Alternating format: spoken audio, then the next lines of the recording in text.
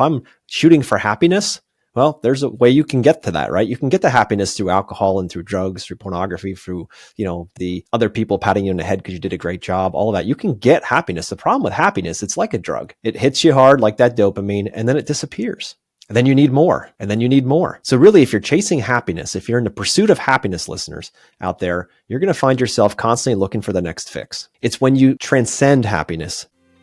Hello, welcome to Outer Spaces, a podcast dedicated to empowering landscapers, hardscapers, and outdoor living professionals. I'm Joshua Gillow. My mission through this show is to create a powerful resource for you, someone who is striving to grow their company well past the $1 million line, but might not have all the tools and processes to do so. Here in Outer Spaces, we are passionate about breaking the chains of small mindsets and helping contractors just like you take control of their businesses and their lives. With nearly 3 decades of experience designing, selling, and building six-figure outdoor living spaces, I've made all the mistakes. Starting with $0 in my pocket, and through the grace of God and a ton of hard work, I now own multiple businesses that afford me the time with my family and the lifestyle I've always dreamed of. So join me as I share what I've learned along my journey, strategies, and other contractor success stories right here on the Outer Spaces podcast. Now, let's get on with the show. Hello, welcome back to the Outer Spaces podcast. This is your host, Joshua Gillow. And boy, the next 4 weeks we have action-packed with just an incredible amount of content. We have Scott Lesak from Castle Rock's Landscape Company. He's on again. He was on last year, and we're going to go deep into some subjects which some of you might find uncomfortable. The first one we're going to tackle is overcoming addiction. How do we do it? Scott's going to share his story of addiction with alcohol and how he overcame that and turned that addiction into power, turned that landmine into a launch pad. We're going to go through that here in this week, followed by how to shift your mindset from surviving to thriving. So many of us get stuck in survival mode. We're going to teach you how to unlock that. Next up, Scott and I are going to unpack the top 3 strategies to build and keep a team that cares. What you need to be doing, what you need to be not doing, and how to create that dream team that's going to be able to help you grow your company. Followed by how to build a business that doesn't need you. Wouldn't that be great? We're going to unpack what we've learned along the ways and how we've created companies that run without us. We're going to teach you some of our tricks, some of our strategies, and some of the things we learned along the way. So guys, buckle up for the next 4 weeks. We got a lot of great content coming your way. And the next 4 weeks is really designed to help you become more of a business owner and to help you live the very best life you possibly can. Hey, Scott, you know what? I'm so excited to have you back on the show this week. We're going to go in the next 4 weeks. We're going to go into a lot of really deep subjects. And I'm just excited for you to be on here speaking into these subjects. So Scott, welcome back. Thanks, Josh. Great to be back, man. It's any day I get to talk to you is a good day, so I'm happy to be here. Right back at you, brother. Right back at you. So, Scott, for the listeners out there who might not know who Scott Lesak is, tell us a little bit about yourself and how you got to where you are right now. I'm just an ordinary guy trying to make a difference in the world. Got a much deeper backstory than that. I'm a landscape professional. I have a degree from Penn State in landscape contracting, design, build.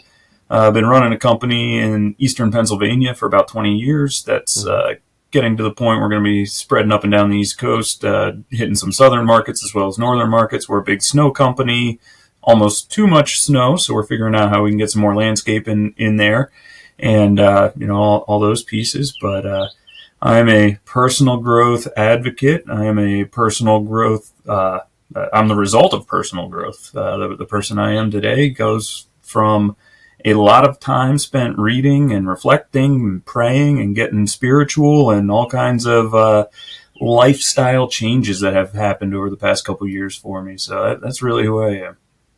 I appreciate it. And your company name? Castle Rock's Landscape Company, and I have a coaching and consulting company, Inspire You. Awesome. I appreciate it. So I know last time we talked, we got into a subject that most don't want to talk about. The subject was addiction, or is addiction for today. So Scott, I'd love for you to tell us, your story quickly and kind of bring us up to speed with your experience so far with addiction and how it's impacted your life. And I'd love the listeners to listen along because it's going to be a lot of good jewels in here for sure. Yeah, absolutely. What was once the most embarrassing story in my life has turned into one of the stories I'm most proud of and love to share. And that really is my addiction with alcohol that I've been combating for many, many years.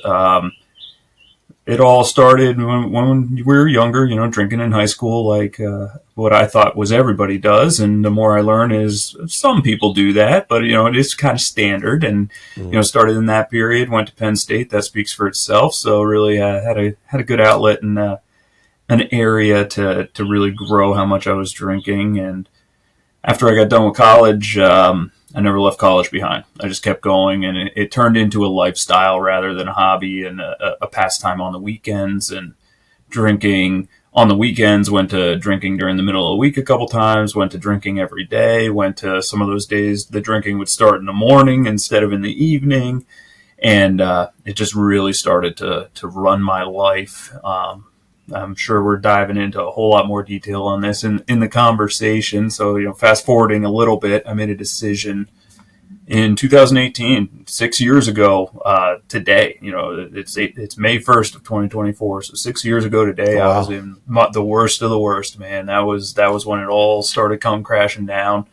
I had gone through periods of time that I would stop drinking, going to AA meetings. I definitely recognized it was a problem before this area, but the month of May was turmoil for me in 2018. And by the end of that month, I decided that I needed to go to a rehab. I needed to get this under control. I had spoken at rehabs when I was going through good times of recovery and had relapsed again and again and again.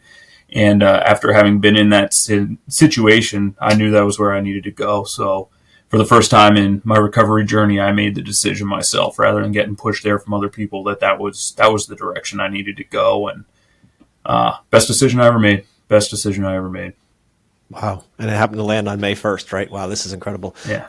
Well, June 1st is the real. This is the June 1st is the real sober date, but Got it. This is when you started on the journey, right? Yep. Yeah. I know it's subject for some listeners. It might make you a little queasy right now, right? Might make you a little bit uncomfortable, this idea of addiction. And as men, we're supposed to be so strong and all that. But you know what? When it comes to addiction, we all have that capacity. We all have capacity for becoming addicted to stuff. Some things are good. Maybe it's fitness. You become addicted to every day going out and working out. Maybe it's being with your family. You just love being around them. And sometimes it's not always helpful. Let's put it that way. It's not always good stuff you become addicted to. Oftentimes we start looking for a way out, through alcohol or through pornography or through weed or through so many other things, food, and as business owners, and that's why I wanted Scott to come on, because as business owners, until we face that beast, that fear head on, until we face that addiction head on and call it for what it really is, it's always going to run us. It will always be in the background. It'll always be that voice in your head that's telling you, you're not good enough. You have to do this. Nobody needs to know. This is my little secret. And the crazy part is we hold these things from our loved ones too, these addictions, right? We hold them from our loved ones. And we were like, hey, if they don't know, it's not a thing. Or everybody has the same problem. Everybody watches porn, right? Everybody drinks. So why am I broken? There's nothing wrong with me. I can keep this up, no problem. But the reality is, we all know deep down that that's bullshit. We all know deep down that we'd be better without it, but we just don't know how. We don't know how to get past that. So, Scott, I'd love to know, how is it affecting your daily life, running your business and all of that, the alcohol? Oh, man, it really ran my life. It was my life. I was trying to run my life outside of drinking. It was kind of the opposite to what you just said.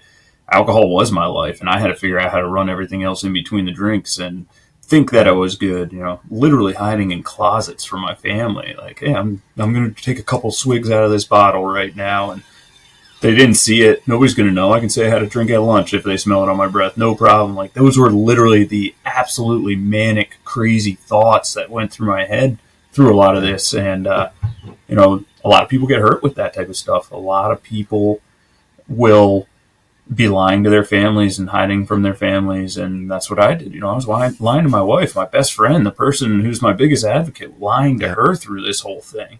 And, my highly successful business doing $250,000 a year at that time was like, man, what a joke that was. Now that I see where we are today, and a whole lot more than $250,000, but couldn't get out of my own way. And that's the biggest thing. I was the hurdle. It was me. I could not get out of my own way to save my life. And I really started to recognize probably around the 2010 time frame that I had a drinking problem. I was living in a firehouse at that point in time, experiencing some pretty traumatic stuff. We were a busy firehouse, and that led to some PTSD in the next decade from that time frame. But I noticed that we were going out as a group and just, I would drink more than the rest of the group. Or there would be 3 of us that would drink more, and the rest of them would just have a couple beers when we were having like 20 of them. And, that was when I really first started to think about it internally. But I never said anything. Never said a word about it because, if I admit I have a problem then, and I got to do something about it. So I wasn't ready at that point. And, my first time frame of actually doing something was 2014. 2 weeks before my wedding, my wife gave me the ultimatum. She said, you need to stop drinking or I'm not going to marry you. This is getting out of hand. And it was like, yeah, okay, great. No, well, I want to marry you, so I'm going to stop drinking. And that was all the wrong reasons. It was the right motivation, I will say, but it was the wrong reasons. I wasn't ready to be done. I wanted to be done for her. Yeah. I was motivated by that, but it wasn't for me. So, that was the beginning of really opening my eyes and seeing I had a problem. I went into some outpatient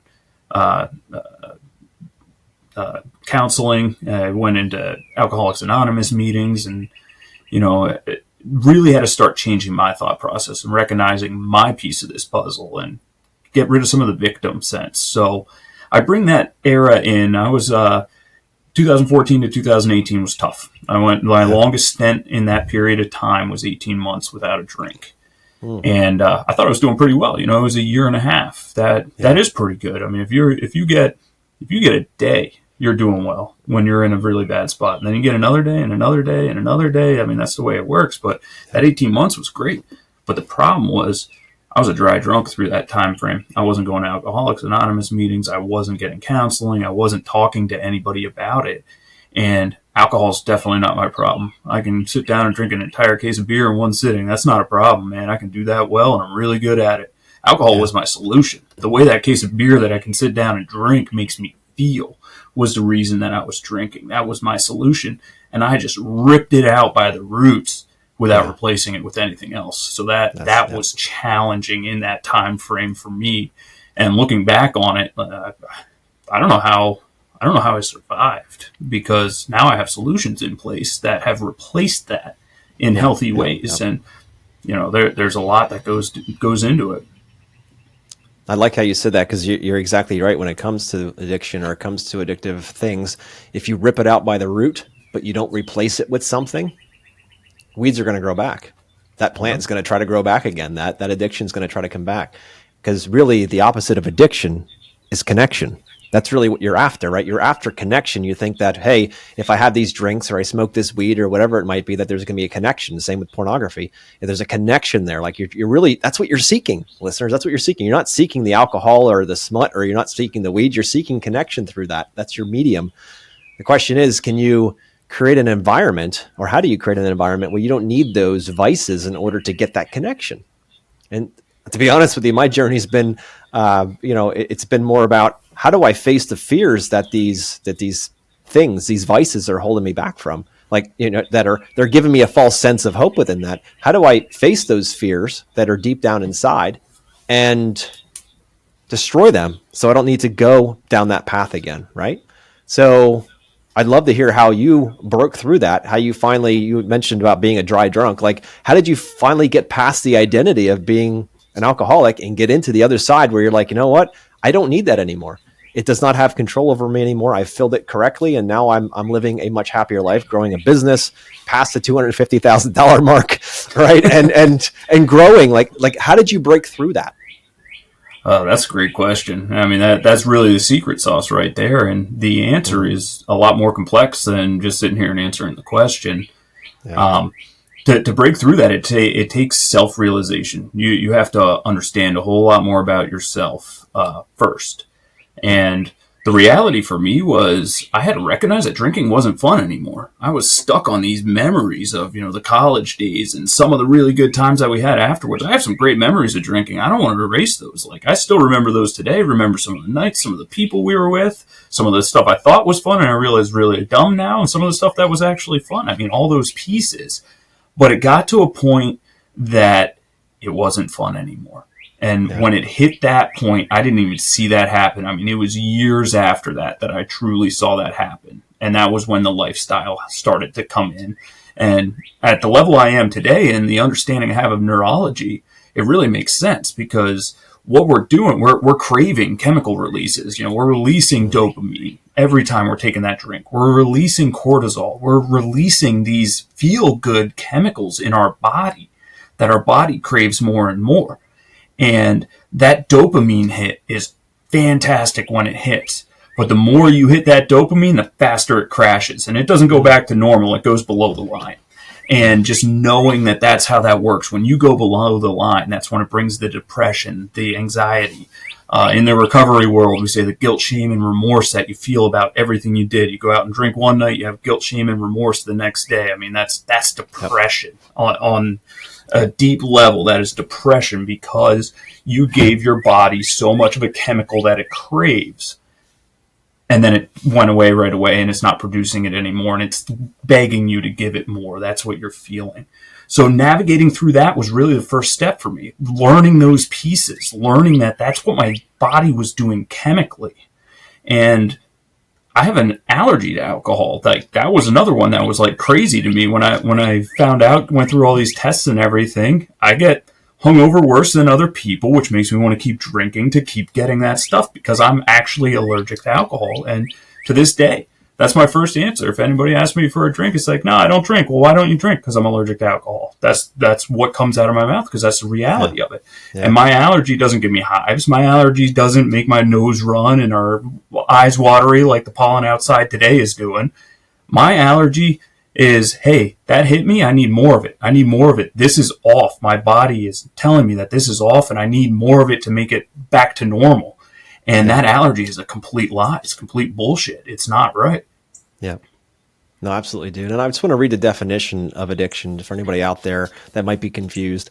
It's exhibiting a compulsive, chronic, physiological, or psychological need for a habit-forming substance, behavior, or activity, strongly inclined to do, use, or indulge in something repeatedly. That's the definition of addiction.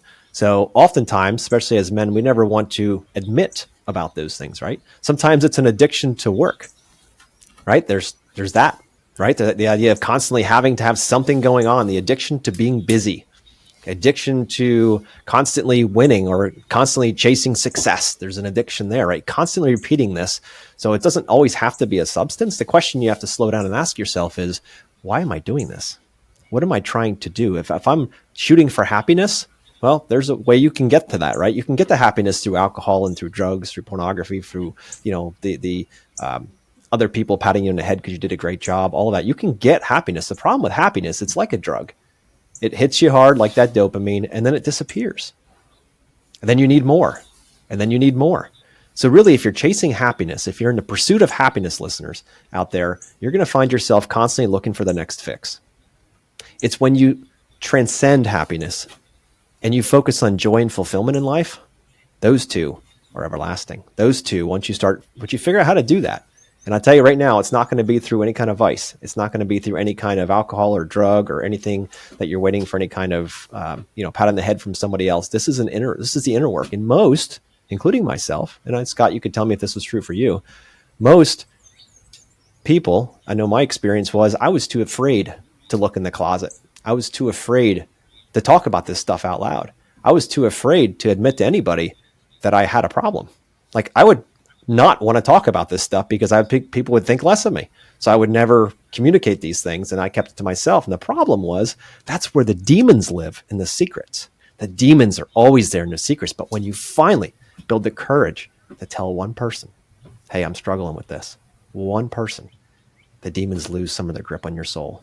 And then two people. And then you realize your story has been planted in your soul by God so that you can help others who are going through the same problems. And then you start feeling this opportunity to contribute and help. It doesn't have the control over your heart anymore. It doesn't have the control over your mind anymore. And there is freedom on the other side. But the first thing you got to do is face that fear. And you've got to open up and at least tell one person, a second person, a third person. That could be the scariest thing you've ever experienced, to think what that could be. But I'll tell you right now, through my experience, that has been one of the most freeing things I've ever done. So Scott, how was that for you? I couldn't agree more. I think what you just described was actually the mid phase for me, though. That fear of telling other people, fear of digging out what else was in there. I had to get to a point first to be able to dig. I didn't have a shovel at the beginning. I had no idea what was going on. Oh, you got to get inside. You got to figure out, why are you drinking? Because I like to drink. What do you mean, why am I drinking? I like to drink. I have fun with this. I hang out with my friends. That's why. No, there's so much deeper than that. I didn't know how to access that. I had to learn that skill set first to access that. And it really came down to such a long period of time of hiding and sheltering emotions, the reasons I had PTSD, the reasons I had all of this. It's not the traumatic experiences. Yep. It was the way I coped with that. The alcohol wasn't the experiences that were happening to me in life. It was the way that I coped with them. And then I had to make this switch that those experiences actually weren't happening to me. They were all happening for me. And by me not experiencing the emotions attached to them, I didn't get the full experience. Yeah. So I played a victim rather than being able to really see what happened. So that was step number one. I had to become self-aware enough. I had to know how to even get to these answers because it wasn't there. And once I got to that point, I was like, whoa, I'm not normal. There is something wrong here. I don't want to tell anybody about this. Like, I'm this guy. I'm this prestigious guy in my head, which that's bullshit too. But, that was what I thought. I didn't want anybody to know about it. And it took me 2.5 years after rehab to really open up to the outside. People close to me, my inner circle, they all knew. They knew the gory details and those conversations, the ones that we fear having, the ones that we don't want to let people know. Those are the demons holding us back because those conversations are what unlocks the next level. Those conversations are what unlock where you're headed and how to get into that more information. I'm learning more about myself every single day. When I have a day that I don't learn anything about myself, I'm like, whoa, what did I do wrong today? I missed something today because I did not feel that feeling. And that happens often too. That's the whole thing. This is not like I'm going to an AA meeting. I'm going to get an A in AA and be good for the rest of my life. That's all it takes. No, this is deep, man. This is a lifelong battle of personal betterment, but it gets fun. At the beginning, it sucks. There's nothing like, man, what am I doing here? I feel good. I'm not hungover. I'm thinking clearer. That's cool. I feel good. Like, is this it though?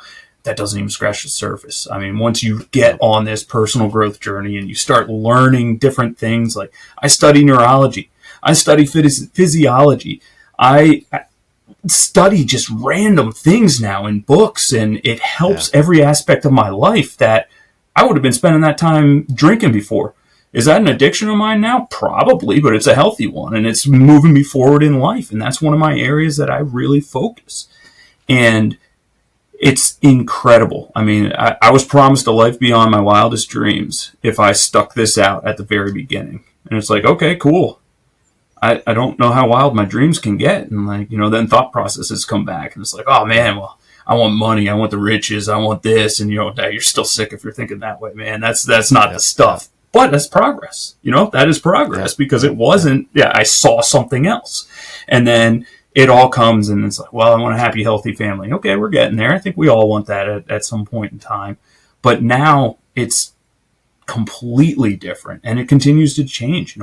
I want to be better. I want to be a better version of myself. I crave to be a better version of myself today than I was yesterday. I want to be better tomorrow than I was today.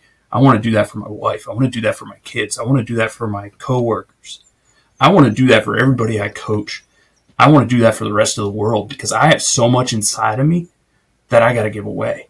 And I can't keep it inside of me. I got to let this out. And, the Bible tells us that our power is in our testimony. So let's use our testimony. Talk about your story because I'm not the only person that went through this. Nope. There's not 1 million more people that went through this. There's not 2 million more people that went through this. There's hundreds of millions of people that have gone through exactly what I went through. They need to hear this message if they haven't gotten help yet. They need to hear this message. And I know when I was sick and tired 6 years ago today, if I would have listened to a podcast like this, maybe that would have fast-tracked and it wouldn't have even taken a month for me to go to that rehab because I was thinking it. I was already thinking it at this point. It just wasn't quite there enough. And it's magical. It's absolutely magical. I promise you that. It's interesting. It's often said that behind your greatest fear is your greatest treasure. Dragon holds it. The demons hold that. And silence is their sauce, if you will. Silence is what they want. They want quiet. But when you start sharing your testimony, I share my testimony. Next thing you know, others are coming up on the side and they're like, hey, me too. Hey, Absolutely. I went through it too. And there's power in that, and not power for us. There's power in the release of those, of all that stored negative energy, all those doubts that we have of ourself and our value and all of those things. You know, people often ask, you know, how can I charge more for my work and all that kind of stuff? It's like, you have to find value in yourself. If you feel like you're valuable, then you will charge more. If you don't feel like you're valuable and you feel like all these vices make you worthless, and if somebody really knew what was going on behind the scenes, they would never love you, right? Deep down, that's really what our bigger fear is. If anybody knew who we truly were, they would never love us. So we have to put on this persona in order to make it seem like that's the case. Like, people can love me because I look like, sound like, do like everybody else, until they realize that we're all flawed in some way. We're all beautifully flawed that way. That's how God created us. And they're not flaws. Those are gifts. And when we can retell that story from a negative perspective as a victim into a positive perspective as now, we have these stories that we can share. You can share your story, Scott, like you have the podcast before. It's one of our most downloaded episodes. And this, you know, having to be able to do this again, this next opportunity, I think it is so important, specifically in the trades, because we work ridiculously hard in the trades. I'm speaking for all the brothers and sisters out there, ridiculously hard, trying to balance family, trying to balance life, trying to balance success, trying to balance our bodies, trying to balance spirituality, trying to balance all of these things. And then we have clients that are demanding and telling us what to do, and a wife that wants more of our time, or a husband that wants more of our time, kids that you feel guilty every day leaving the house from, or can't wait to get out of the house because, you know, there's just so many things we manage as business owners and as entrepreneurs that it makes perfect sense that food or alcohol or weed or pornography is a go-to, because you can go there and everything is good there until it's not, until you go to the other side and you end up in the shame cycle and the guilt cycle that happens all the time, and you keep doing it. And the question is, how much longer are you going to stand for that? How much longer are you going to allow that to be your story? Because you know what? The person who actually holds the pen, the one that's penning your story, is you. Why do you keep writing a shitty story? Why don't you change that? Flip the page and write a different story. First step is to talk to somebody. That's the first step of it all. So, Scott, how has your faith played into this shift for you, this getting out? Like, how has that worked for you? Has God been any part of this, or is it not at all been a part of it? Man, I'm just laughing at the cohesion between our messages, because that note I just wrote down about 30 seconds ago was all about the spiritual journey of this and that. That was what I was going to talk about next anyway. So thanks for asking the question. Mm-hmm. Yeah, absolutely. It's spiritual, 100% spiritual. And, you know, I'm Christian. Jesus Christ is my Savior. I have a personal relationship with him now. Happy to share my testimony about that with anybody who wants to know it. I'm not going to sit here and cram it down your throat, though. I will cram spirituality down your throat. You got to start praying. You got to start realizing there's something else out there, and it's evolving. But let's back up a little bit. Let's go back to alcohol. I mean, alcohol is sold at wine and spirit stores because there's a spiritual principle to it. It erases it. It null and voids your relationship with God above and beyond anything else that I have ever done. I mean, I've never done hard drugs. I've smoked a whole lot of weed, though, and also the drinking and everything. And throughout smoking weed, you could still keep a relationship with God. Throughout drinking, I could never do that. It was just dead. That, you know, that wine and spirits is dead. And that's not me condoning smoking weed either. Let's not read too far into that. But just the spiritual side of this, those are the demons holding us back. It's creating that gap from building a relationship with God. And that's what we need to do. You know, your relationship with God needs to be treated exactly like that, like a marriage, like a friendship. You invest time in it, it's going to get stronger. You have conversations and communicate openly, it's going to get stronger. You stop communicating and distance yourself, it's going to get weaker. That's the way it works. And, you know, before sobriety and even while being sober, I've experienced it on both sides of that. You know, I can distance myself from God, and that's one of those days that I'm like, whoa, I didn't better myself today. What just happened? I gotta look at what's going. Usually when that happens, the root of that is spiritual, because I am neglecting my relationship in some way, shape, or form. And it begins to go, and I can tell you today, I'm living a life beyond my wildest dreams. I take it for granted every day, every single day. I'm like, oh man, I want this. I wish I could do this. I wish I had this going on. Yep. And some of those times I just have to sit back and pause and say, today is what I prayed about 5 years ago. Today is what my dreams were 10 years ago. I am living that. This is good enough. I'm exactly where I should be right now. And I'm not complacent. I'm definitely not complacent. I'm not done. I got a lot further to go. But I'm really happy where I am today. I have fulfillment. You use that word, and I love the way you brought that into this, because it is. It's about fulfillment. Happiness is an emotion. Happiness stems from dopamine and cortisol, whether you're getting that from a substance or you're getting that from an experience. That happiness stems from a naturally produced chemical, albeit, but it's still a chemical. Whereas fulfillment is finding joy in those challenges. You get that really tough email, and finding joy in navigating how you're going to respond to that email or respond to that situation. And I'm almost speechless about how to even define it. It's a feeling that you almost have to get to. Yeah, and Tony Robbins says it best when it comes to a couple of things, but one in particular is that problems are the gifts we grow from. All right, if we can reframe that and think that, you know what, hey, if I was just more successful, I wouldn't have any problems, that's bullshit. The reality is every human has problems. You only don't have problems when you're in a box at the end, right? So with that being the case, we just need to upgrade our problems. If you keep having the same problem over and over again, it's time to fix that, right? And back to the spirituality side, again, what did we say that the opposite of addiction is? It's connection, right? Connection. And if it's connection, you can connect with people, but some people are going to let you down, which may put you right back into that same spiral that got you into addiction to beginning with. But I'll say through my testimony, I've been all over the place with this. Now I'm finally settled. That the connection with Christ has been the most fulfilling and joyful experience of my life, and it continues each and every day. And I'm not here trying to convert anybody out there. I'm simply saying that that's been my testimony. That until I found that love and connection with Him each day, that there's been, everything in the past is small compared to what I feel each and every day, and that fills that gap that those other vices used to try to fill for a short time. So, Scott, we could go on for days for this, for sure. Oh, yeah. So how can people find you? How can they reach out if they have questions about what they heard today or have more questions about how you got through it? I'm all over LinkedIn and Facebook. Scott with 2 T's, Lesak, Lesak. Look me up, reach out to me, message me. Feel free to send me an email, scott@myinspireyou.com. I do life coaching. I do business coaching. In addition to what I've accomplished with the landscape company. So if anybody wants to talk, but more importantly for this topic, for what we're talking about here, if you're struggling, reach out. There is no money motivation behind what I say. I want to help you. If you don't even know what to do, just reach out and say, I don't know what to do. Help. I know the questions asked to get you further along. That's all you have to say to me. Reach out to me. Unbiased, confidential. We will talk. I promise you that.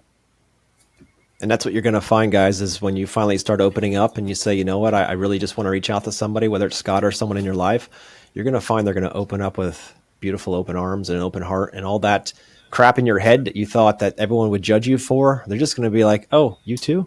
Yeah, I managed that too. And I finally talked to somebody in the past. My bigger goal with this episode is I know one person out there is listening to this and it's stirring something in their heart. I know it. It's because this type of an episode is what stirred it in mine. And the next thing you know, you realize you're not alone and that you're not worthless and that people out there are going to love you and will love you, and you're more than enough already. The first step is to admit that you need help. And when you do, everything changes. So the question for you, is it going to be one day or is today day one? So guys, thank you. First of all, Scott, thank you for coming on. We have another episode here with Scott where we're going to be shifting from this conversation over to how to shift your mindset from surviving to thriving. That's going to be next week. So Scott, I can't wait to go deep with you on that as well. But thanks for coming on. My pleasure. Looking forward to next week. Thanks, Josh. Yeah.